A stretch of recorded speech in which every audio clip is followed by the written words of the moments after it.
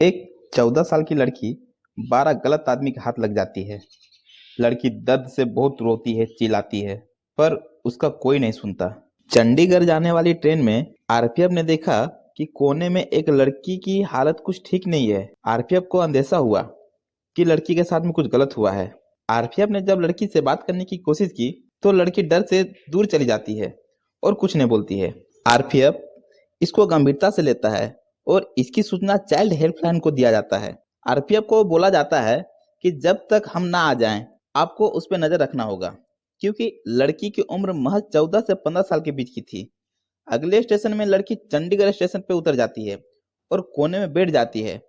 RPF उस लड़की पे अपनी नजर लगाए रखा था। जब चाइल्ड हेल्पलाइन वहां पहुंचती है, उसकी टीम जब पहुंचती है, तब देखती है लड़की पूरी सहमी हुई थी और रोए जा रही थी। चाइल्ड हेल्पलाइन के द्वारा लड़की से बहुत पूछा जाता है, पर वह कुछ नहीं बताती है।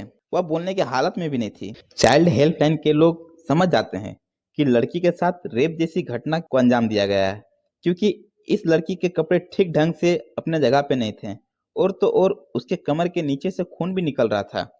चाइल्ड हेल्पलाइन के सदस्य तुरंत इसकी सूचना नजदीकी थानों को देते हैं। इसके बाद थाने के अधिकारी चाइल्ड हेल्पलाइन के साथ मेंबर और आरपीएफ के सभी लोग लड़की को अपने थाने ले जाते हैं और समझाते हैं, लेकिन लड़की कुछ भी बोलने की हालत में नहीं थी। लड़की रोए जा रही थी, लेकिन कुछ देर के बाद सभी लोगों के समझाने के बाद लड़की बताती है, 14 लोगों ने बारी बारी से मेरे साथ में 2 दिन तक बलात्कार किया। उस बीच में बहुत रोई, चिल्लाई, दर्द से चिल्लाती रही, पर कोई नहीं सुना। बारी बारी से सभी लोग मुझे दर्द दिया और मेरे शरीर के एक एक अंग को लूटा। लंगे अवस्था में मुझे इन सभी लोगों के साथ में रहना पड़ा। लड़की बताती है, मैं अपने माता पिता को बिना बताए दोस्त से मिलने के लिए पुणे स्टेशन पर गई थी। कुछ देर इंतजार करने के बाद वह नहीं आता है तो मैं परेशान हो जाती हूँ और रोने लगती हूँ। उस बीच में एक आदमी आता है और पूछता है क्या हुआ। मैंने उसे बताया कि मैं अपने दोस्तों का इंतजार कर रहा हूँ, पर वह नहीं आया।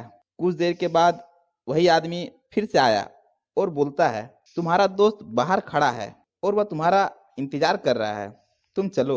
मुझे बहुत खुशी हुई और फिर मैं उसके साथ बाहर जा रही थी। इस बीच में आदमी ने मुझे पानी पीने को दिया और फिर मैं जब होश में आया तो ठीक से खड़े भी नहीं हो पा रही थी और मेरे चारों ओर अंधेरा था और किसी जंगल में भी थी मैं, और तो और मेरे शरीर पे कपड़े भी नहीं थे। उस आदमी ने मेरे साथ गंदा काम किया था। वह आदमी वहीं तक नहीं रुका, किसी ऑटो से मुझे जैसे तैसे किसी रूम पे ले जाता है। शायद वह होटल था। वहां पे 10 से 12 लोग ने बारी बारी से मेरे साथ दुष्कर्म किया और फिर दूसरे दिन भी इस घटना को अंजाम देता है। मैं रोती रही, चिल्लाती रही, पर मेरी बात कोई नहीं सुना। इस बीच किसी ने मुझ पे दया दिखाई और पुणे स्टेशन पे छोड़कर चले जाते हैं। मैं स्टेशन पे रोती रही। उस बीच में 2 सफाई कर्मी आते हैं और मुझे घर तक पहुंचाने की बात करके मुझे अपने साथ ले जाते हैं।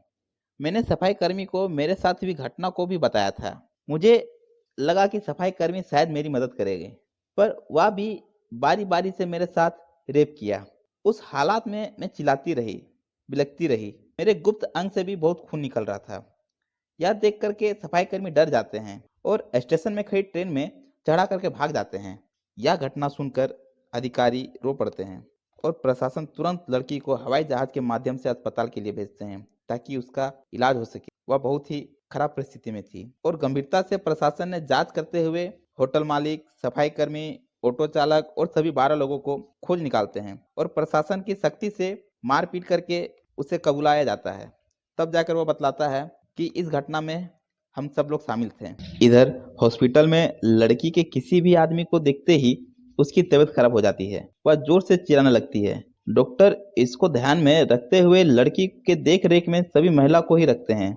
लड़की के माता पिता को इसकी तुरंत सूचना दे दी जाती है। इस घटना में गलती लड़कों की तो है, पर लड़की को भी अपने माता पिता को बिना बताए बाहर नहीं जाना चाहिए था। सतर्क रहें, सावधान रहें और क्राइम पॉइंट